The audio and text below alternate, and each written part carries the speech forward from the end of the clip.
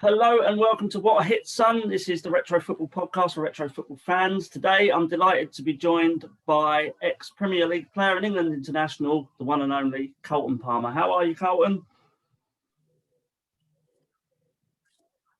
Hi, how you doing? Yeah, I'm really good, thank you. A little bit of a rush to get home from work, but yeah, everything's good. All good. So everyone who comes on What a Hit, Son, I asked them at the beginning to choose a team and a manager. The team can be a team you supported, or in your case, played for. The manager doesn't have to have managed the team you choose. It's just basically your favourite manager.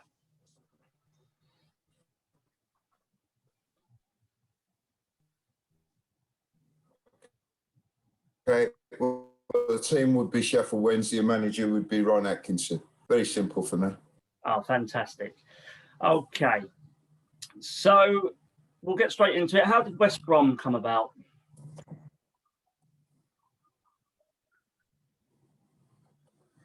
Well, my parents live 2 miles from the West Brom ground, and I've always used to go and support West Bromwich Albion as a kid on the terraces and whatever. So that was my team. But no, I was schoolboy at Chelsea, and I had a bad injury, and so Chelsea didn't sign me. And then I managed to be offered a YTS scheme at West Brom. I was offered a year at West Brom on a YTS scheme. Things weren't going that great for me, to be fair, because although I was a schoolboy at Chelsea, I hadn't been through academy or anything like that. Okay. And things weren't going brilliant for me. And then Atkinson came in and everything changed. Oh, brilliant. So did anyone that you played with at youth level at Chelsea, did anyone notably make it later on? Yeah, there was a lot who made it from Chelsea at the time then. There was Eric Newton. Eric Newton would have been around at the time that I was playing. There was a few of the other boys, but I can't remember. But a lot of the guys at the time, you can imagine now still the same. Like all your London clubs, well, not just your London clubs, all your Premier League clubs, they've got just a conveyor belt of players. Do you know what I mean? That they just hold on to. So difficult right now for the young players. It really is, for them to get headway because they signed so many players. The pressure's on the manager to get results. So it's not like in my day when Ron Atkinson threw me in because, he had injuries and then found out that I could play at that level. Managers can't do that. So it's a shame, really. I mean, I was just talking to a chairman the other day and, it's almost pointless having an academy these days. Yeah. It's really hard to break through for a young player. Yeah. So it's difficult. Yeah. So you're a Midlands man. So did you have to move down to London when you played for Chelsea? No, because I was schoolboy, so it just used to be holiday time and summer times, weekends sometimes. No, didn't have to move. Oh, cool. So Sheffield Wednesday, big run. Actually, he had quite a good track record as a manager because even if you look at United, he won domestically a couple of cups there, and United weren't the United then that are United now, are they? So, and he had respectable league positions there. So he had a good track record, didn't he, Ron Atkinson, prior to Sheffield Wednesday? Oh, listen, he's a top manager. He's a top manager. Like his record speaks for itself. You look at everywhere that he's been apart from Nottingham Forest. I think he just took that one. Him and Irving Scholar were out in Barbados, and he took that one when he shouldn't have done. But if you look at Villa, he won the cup at Villa and done well there. So no, I mean, it was one of those. I got a phone call at West Bromwich Albion. I think there was 4 of us on the day. There was me, Steve Bull, Bugsy Burrows, and I don't know who else got called to the ground. And Bugsy went in before me, Bugsy Burrows, and said he's off to Liverpool. Bully come out and said to me, You going to Wolves? I said, what's going on? He said, the club's skint. We've all got to go. So I went in to see the chairman. Funny enough, first person on the phone was Ken Bates at Chelsea. Oh, wow. Wanting to sign me. But London wasn't for me. Yeah, London wasn't for me. And I actually sat down and had a talk with Nobby Stiles because Sheffield Wednesday were going to get relegated. And I sat down and had a chat with Nobby Stiles, and Nobby Stiles said to me, I still remember to this day, and I've always used that as something, whatever I do. He said to me, you don't play for clubs, you play for managers. Managers get the best out of you, of what you're doing. He said, don't even think about it. He said, Ron will get the best out of you. Right, that's where you should go. And it was the best decision I ever made. I drove into Sheffield. I remember coming off the M1 and going on Penston Road, and it just felt like home. When Ron walked me out onto the pitch, it just felt like home. And it's been my home ever since. I've never moved from Sheffield. I've commuted everywhere else. Yeah. And I've always kept my family home there. All my kids have been born there. And I love Sheffield. I love the Sheffield people. Oh, brilliant. So Ron Atkinson, he led Sheffield Wednesday to a League Cup final, which ultimately you won. Did you miss that game? Were you suspended? Yeah, so we got promotion that season and we got to the final. We won the final. I played in every round and I missed the final. But it just shows you the way things are. Gary Neville got suspended the year before. Him and Alex Ferguson went down to the FA, pleaded his case. He was able to play. Me and Ron Atkinson went down, pleaded our case, and I wasn't able to play. Oh. It's just the way it is. I think it's wrong. I think unless you're in trouble off the pitch, unless it's violent conduct of a really serious nature, I don't see how the FA can see that it's right to somebody to miss a cup final, especially when they've played in every round. It's different if it's a player who's just going to come and play in the cup final, but played in every round, and that's very hard because I was lucky enough to go back and play in other cup finals, but other people are not so lucky. They to play in a major cup final. I don't know how many people I know that who are famous people who haven't really played in a showcase. I don't think Alan Shearer's played in a FA Cup final, if I stand correct on that.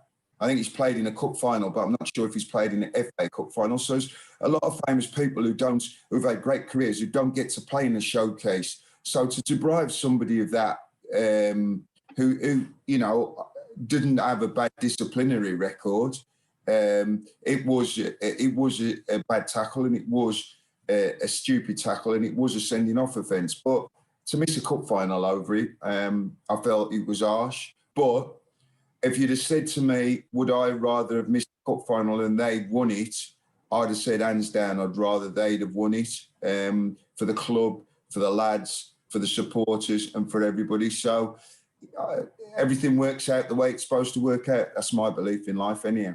Yeah. So do you get a medal if you miss the final or not? Because obviously you contributed massively to the cup, to get into the cup final. So do you get a medal or not if you're suspended?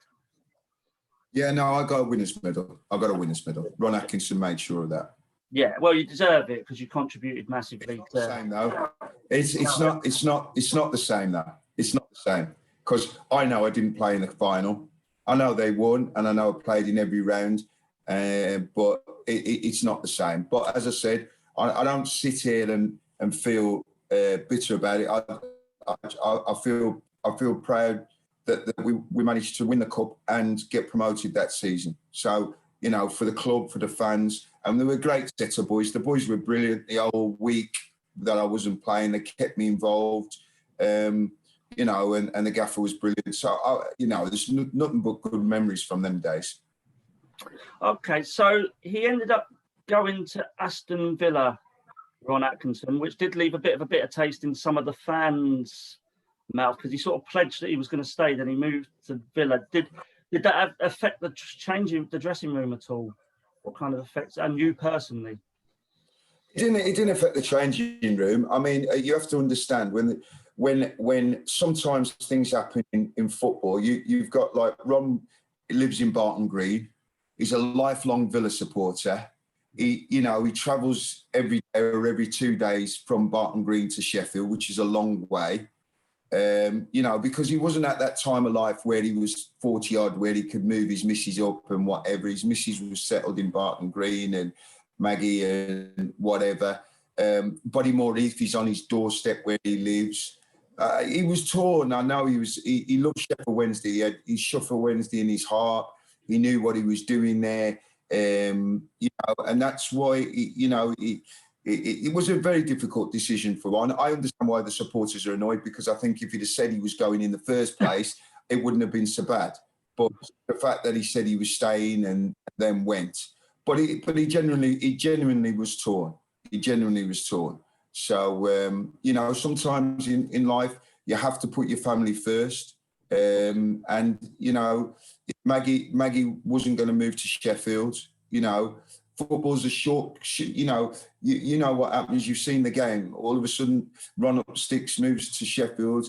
He's out of work a few months later, and they've up sticks. So I get it, and the fans were annoyed. The players wished him all the best. We were sad he left, but we wished him all the best. And I actually agreed to go to Aston Villa myself.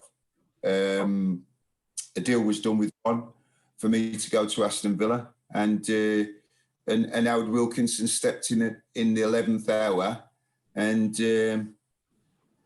because I'd worked for Ron for so long, I'd worked for Ron for a lot of years, and I just felt that at the time Leeds United just won the league title. They got Gary McAllister, Gary Speed. They got a fantastic squad.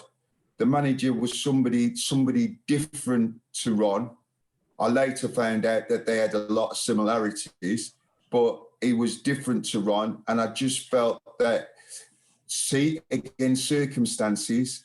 I just had my house built in Sheffield. My kids, so it was I didn't have to move. It was an easy commute for me to go to Leeds, 40 minutes, because the training ground wasn't at Thorpe Arch at the time.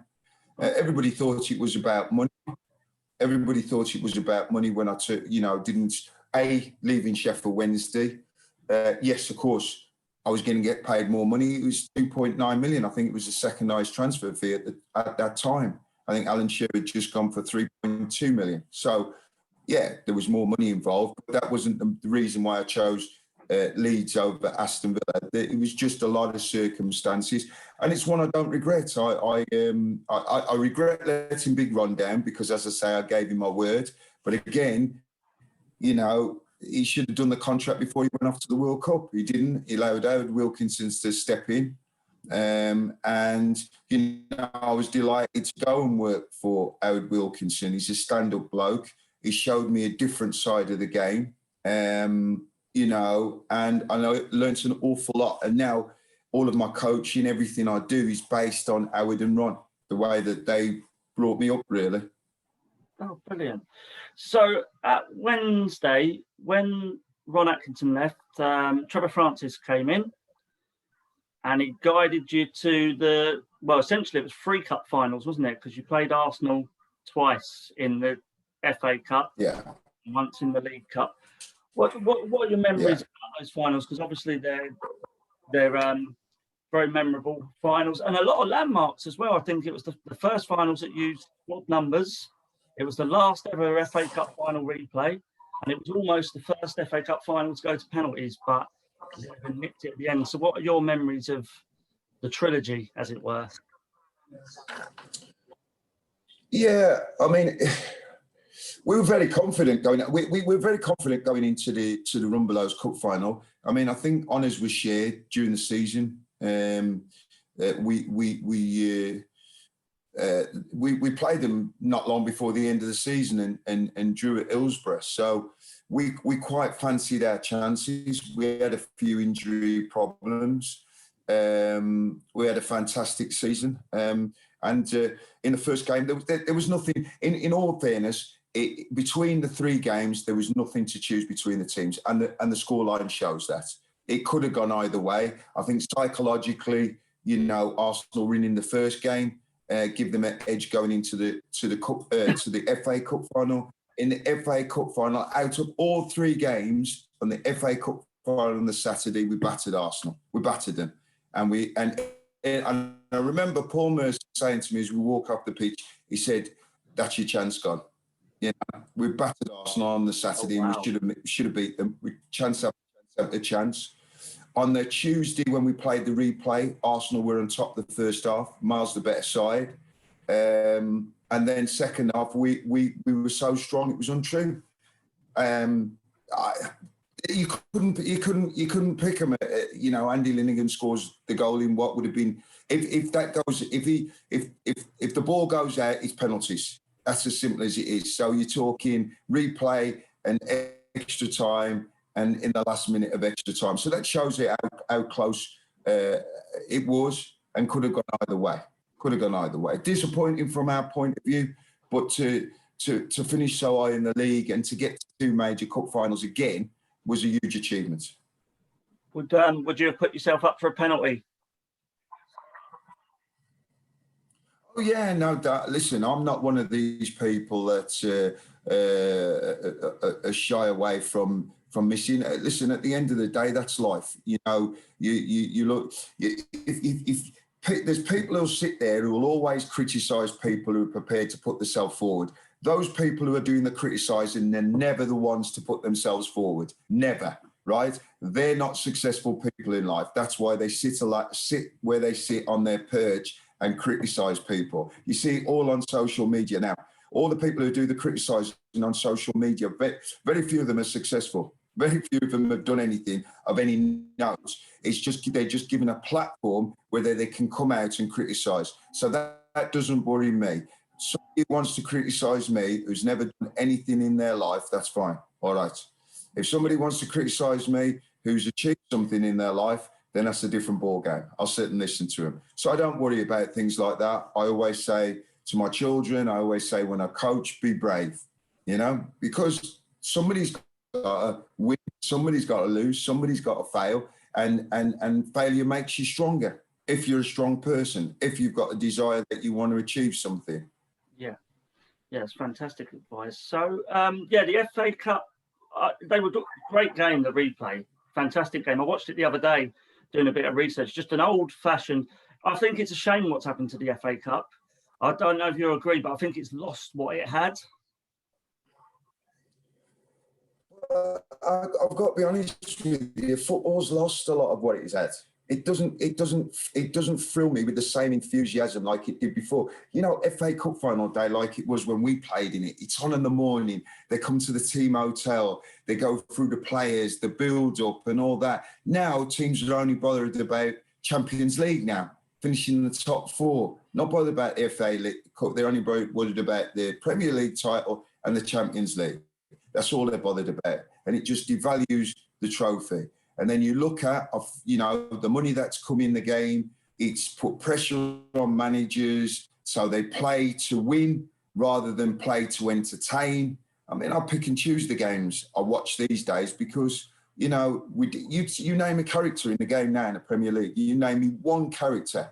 I can't, you know, because they can't afford to now. Social media, you can't afford to, you know, I understand your role models, but human beings as well. And part of being a human being, part of being a sportsman, part of being an entertainer is being off the cuff. He's being off the cuff and being a bit out there and whatever. It shouldn't always be, you know, we've got to be straight-laced. But if you don't, you get criticised to high heaven. You get criticised to high heaven. Yeah.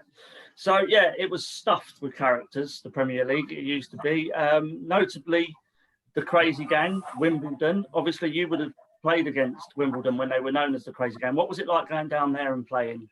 Was it intimidating or?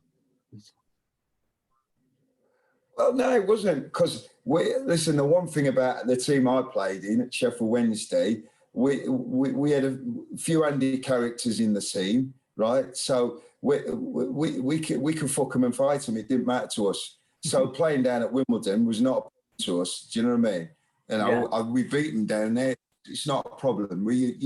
They got the music on, we got the music on. It's not a problem. There's never an issue playing against it. They were all my mates anyhow. Fash was my mate. Robbie Earl's a good mate of mine. Warren Barton. They're all, Andy Fawn. They're all good lads. And you know what?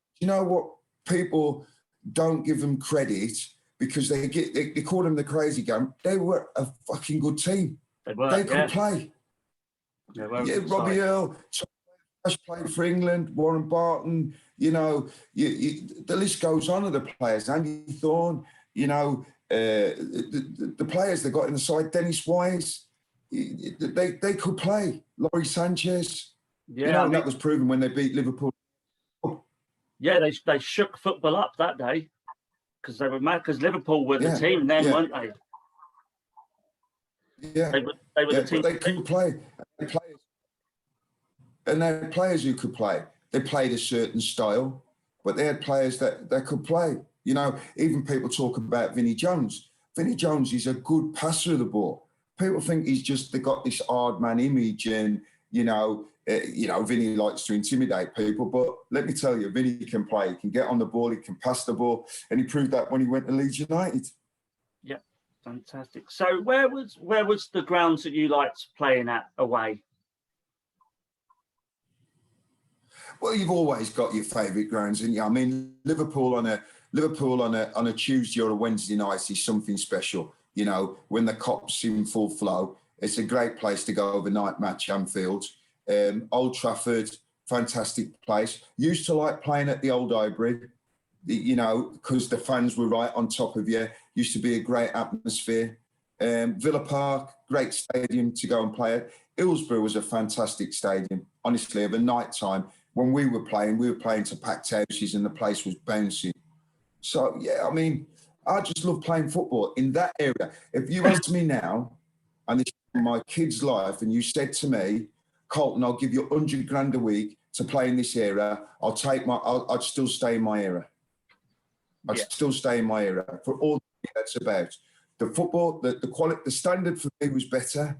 The standard, the characters, I would say there was more camaraderie, there was more loyalty. The game's just become, it's littered and it's governed by money. Yeah. I saw there's a tackle that does the rounds on social media every now and again. It's Vinnie Jones, and he goes into Eric Cantona, and it is quite a wild tackle. But the thing I love about it is that that's an old school, old-fashioned tackle, and the Cantona just gets back up and just walks off. These days, it'd be on the floor for about 10 years, and it'd be a red card ban, wouldn't it? Like, it was so different. It was just an old-fashioned tackle, and Cantona just got up. And I loved that about the old days. Yeah, well, part of football was intimidating. If you're brave enough to play, then fine. But you used to be able to get a tackle in. You used to be able to put people under pressure. If you're playing against Alan Shearer, he'd give you as good as he gets. You're playing against Fash. You're playing against Mick Harford. There's no moaning. There's no groaning. You pick yourself up and get on with it. But these players, they're paying to the referee. Referee's got a different job. The referee's got an impossible job. And even with VAR now, you still can't get it right because players are cheating. There's no other word for it. It's cheating. Get on and play the game. Yeah. Stay on your feet. Then if you get caught, the referee knows that you've been caught and it's a penalty or it's a free kick. It's not, don't get me wrong, I love football and football will always be my DNA. And when Saturday comes around, it's always a footballing day. But I just don't enjoy it as much. I enjoyed Liverpool last year playing. I loved the way they played under Klopp. I like the way Man City play. I do like the way Chelsea are starting to shape up and play a bit now. I like the way Leeds have played this season under Bielsa. But it's just. I just find a lot of the games are just. Actually, I like the way David Moyes has done at West Ham as well this season. Yeah, he's done well. and Brendan Rodgers has done a good job of, both Brendan Rodgers and Dean Smith, I think, have done a good job of respectably at their clubs. But as I say, it's not the game that it was. It's not the game it was. Okay, so you were capped 18 times for England. You scored a goal against one goal against San Marino, diving header, cross from Les Ferdinand, brilliant. You went to Euro 92, so representing your country in a European competition, playing against Europe's elite. How did that feel? Like going to Sweden, the whole build-up of it. Yeah, I mean, listen, I know I've had a lot of criticism over the years, and that's from people who don't know the game. If you finish second, third, and fourth in the Premier League, and you're going to cup finals, your squad's going to be made up of your Arsenals, your Sheffield Wednesdays, and your Manchester United and your Liverpool players, and that's what the squad was made up of at England. And I was one of the best midfield players in the country. There's no shadow of doubt about that. So for me, I was disappointed, that I didn't get capped more. I felt when I went to Leeds United, I was going to drop back. The idea of me going to Leeds United was also because I was going to drop back because the likes of Scholesy and that were coming through, and I knew that was going to be difficult for me. I'm not going to play Eddie Scholesy, I admit that. But at centre back, I was looking at the likes of, no disrespect to Gareth Southgate and people like that, was better than Gareth Southgate. But in my opinion. But, you've got the likes of Gareth Pallister and people like that. So, listen, if you'd have said to me when I started playing football that I played the amount of league games I played, all at the highest level, and played 18 times for my country, I was on the losing side in the 93 FA Cup final and got man of the match, which says everything. When you're on the losing side and get man of the match, I was the first recipient of the Bobby Moore Trophy, which, was for the man of the match, and that was presented me by Bobby Moore's wife.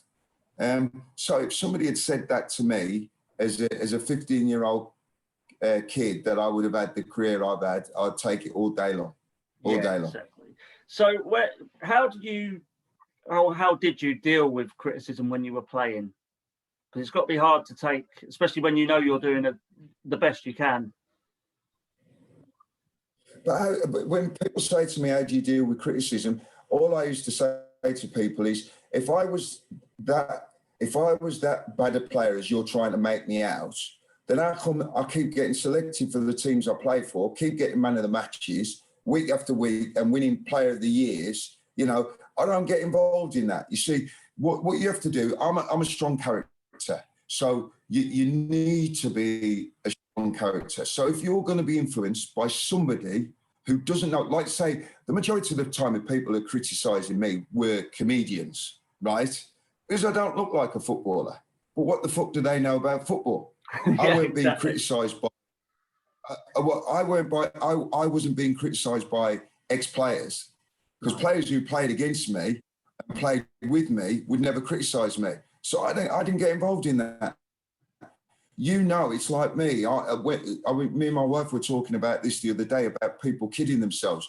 In life, if you've come off a football pitch and you've not played well, you shouldn't expect to play the week after. You're just kidding yourself. If you've not played well, then you should do something about it. And that's what I was like. So I knew that I was doing well, right? When I didn't get picked again for England, it wasn't because I wasn't playing well. It was just to do with politics. Terry Venables took over, the London Mafia, right? If it was to do with performances, then everybody who was in the last England squad before Terry Venables was picked in Terry Venables' first England squad. And in the last England game before Terry Venables took over, I got man of the match. So how does that work? Yeah, so because you could arguably say on form before Euro 96, on form, Shearer wouldn't have even got in the side because he hadn't scored on Premiership form, yes, but he hadn't scored for England in a long time.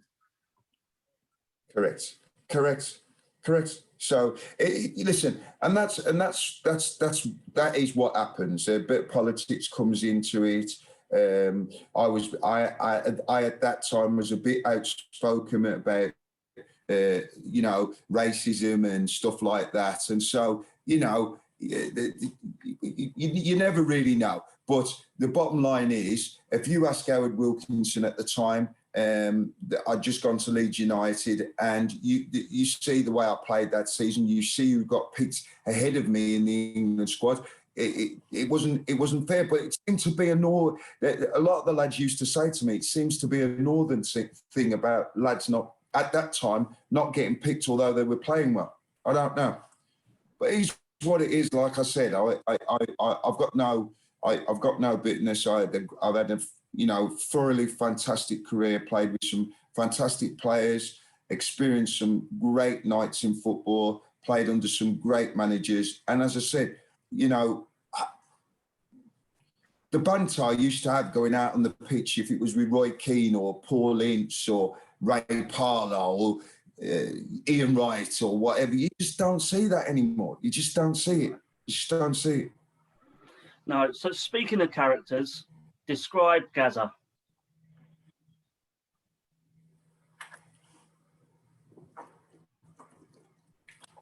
Well, I have to say he's a footballing genius. Yeah. Had he not, I used to room with Gazza for England. Had he not picked up that injury in the FA Cup final before he went to Lazio, he might have gone on to be one of the greats. Unbelievable player, unbelievable character. He's one of those people like certain people walk out in front of 90,000 and shit themselves. People like Messi, Ronaldo, Gazza, people like that, your top players, they embrace that. Do you know what I mean? They go out there. Like for Gazza, walking out of Wembley at 90,000 and the fans cheering his name, that's what he lives for. The football field is something that's his own, that's his domain. And you look at great players have this ability. And it sounds ridiculous, but if you watch them, they seem to run quicker with the ball than without it. The likes of Ronaldo, Messi, Gazza had that same trait, that when he picked the ball up and he surged past midfield players, it was frightening. It was sight to see. He was a tremendous footballer, great bloke, a very good friend of mine, and a lot of great memories and a lot of great times with him. Oh, fantastic. So, your last rodeo in the Premier League was at Coventry. I had a look at that Coventry squad, because ultimately they ended up going down. They had a good squad, didn't they, Coventry? Really, to go down with. They had a good side. We had a good side. I mean, what happened was, I'll tell you what happened. And Strack, I've got a lot of time for Gordon Strachan, a lot of time for him. He's a lovely man, and he obviously knew me at Leeds, and he had Gary Mackin at Coventry, and he brought me in at Coventry, and I think he made a mistake, because what happened was in pre-season, we're up in Scotland. And me and John Hartson are rooming together. And and I would never do it with my players if I when I managed, I never did it. If you're on pre-season, right, and you're away from home for a period of time, and you've worked hard all week, and the boys want to go out on a Friday night or a Saturday night to have a few beers, you let them go. But Strack had gone the other way on that one. Do you know what I mean? And me and John Hartson went out, and funny enough, John Hartson stitched me up, the fucker, because John Hartson never told me he was going to Celtic, and then that was it. He got the ump with me, and that was the writing on the wall. But it was also the writing on the wall for the team as well, because I wasn't there the following season, and they capitulated. But the side we had when Macca was there, and Robbie Keane, Adji, we had Cheapo, Paul Williams centre back, Gary Breen. We had a very, very good side. Very good side. Yeah. What stands out for me, the game, is Coventry 3, Arsenal 2. You and Gary McAllister in the middle. And obviously Robbie Keane snatched the winner, didn't he?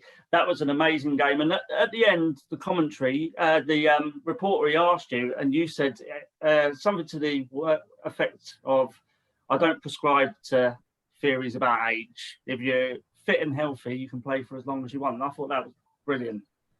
Because you and Gary McAllister, obviously, like you were sort of... did. Yeah, but me and Macca did. Me and Macca played till 37, 38 because we were fit. And we both could have carried on playing.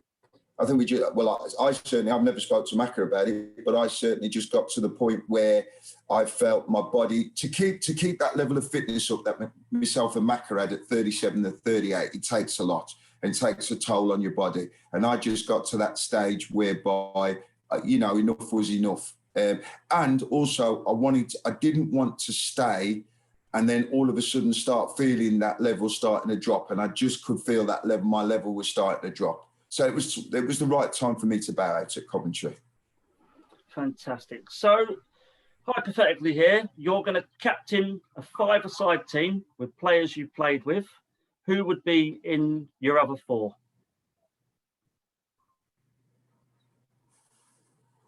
Other four? It's a difficult one, that is.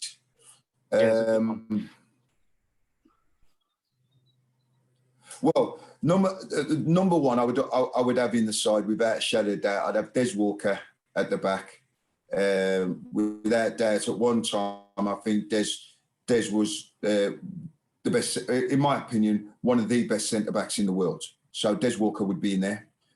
Chris Waddle would be in there, and I would have Paul Gascoigne.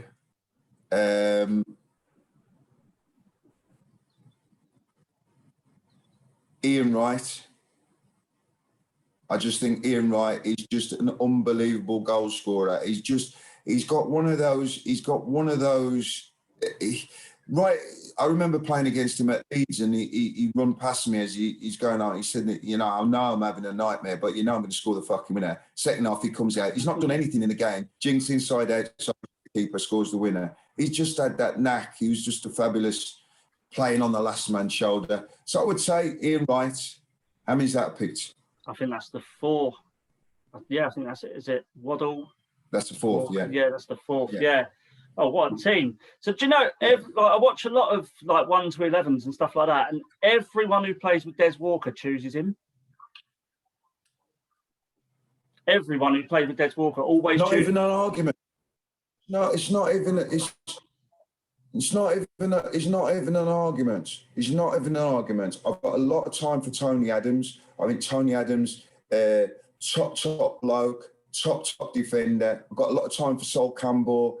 I've got a lot of time for Martin Keown.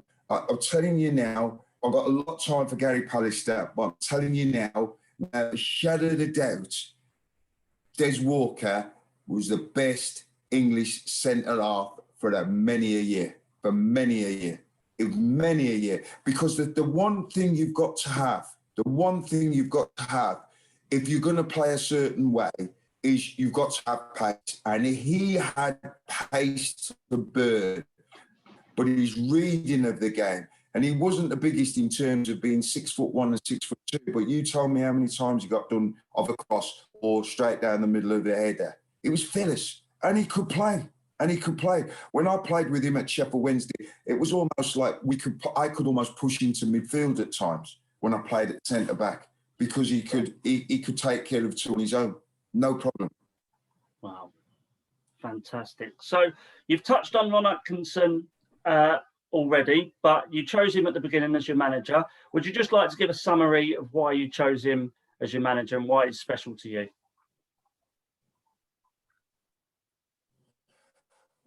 Well, honestly, the biggest thing about Ron was, first of all, he liked me and he believed in me, and he's always believed in me. He's always given me confidence. He's always made me feel important, and what the job I bring to the team is important. He's always made me feel that way. His man management skills are next to, he's fantastic at putting teams together, putting players together that are going to gel. His way of playing the game, how he wanted to play the game, how he wanted the teams to play, his last thing he used to say is, I'm going upstairs. He said, entertain me, entertain the fans. And that's how we set out to play. There was no team tactics to stop a team. Never. any team tactics to start a team. It was always, what could we do offensively to win a football match, attacking wise, and for enjoyment. And it was it's an enjoyable way to play as well, to play in a team like that as well. And we were encouraged. We were never bollocked for not playing well. We were bollocked for not trying to play. It was fun playing with him. Everything was fun with him. You had to work hard, but within that, there'd be trips, there'd be a night out, it was just fun. It was just a great time to play under him. It could be tough if you didn't do what you're supposed to do, but it was fair tough, It was just a tremendous bloke. We're still very good friends. I speak to Ron on average, once a week at least. I speak to Ron. He's just a top bloke, a really top bloke, and I wouldn't have achieved what I did in my career if it wasn't for Ron. Fantastic. Well, thank you very much for coming on, Carlton. It's been an absolute pleasure to talk to you. Appreciate it very much. No worries, my friend. No worries. Thank you for having me on. Thank you very much. So that was Carlton Palmer, and that was What I Hit Son, the Retro Football podcast for retro football fans. We'll be back soon with some more podcasts. Okay, thank you, Carlton. Cheers, pal. Cheers, mate. See you soon. Bye-bye. Bye. Bye-bye.